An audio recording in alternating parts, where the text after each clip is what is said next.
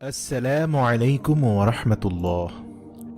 মহানবী সাল্লাল্লাহু আলাইহি ওয়াসাল্লাম কবুতরকে কেন শয়তান বলেছিলেন?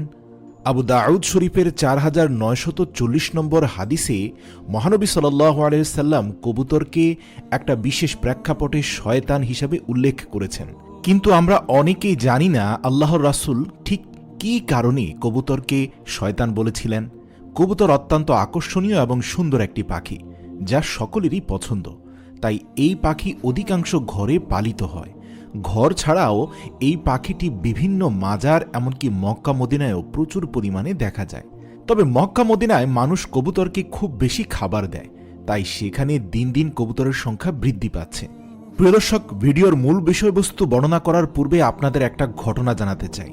কবুতরের ব্যাপারে হযরত নূহ আলাইহিস সালাম এর প্লাবনের সময় জুদি পাহাড়ে নৌকা থামার পর হযরত নূহ আলাইহিস সালাম এবং পৃথিবীতে অবশিষ্ট থাকা মানবজাতির একাংশ ভূমিতে বসবাসের জন্য প্রস্তুত হলেন। আশপাশের অবস্থা পর্যবেক্ষণ করে আসার জন্য নূহ আলাইহিস সালাম একটি কাককে পাঠালেন। অতঃপর কাকটি উড়ে গিয়ে একটা ক্ষেতের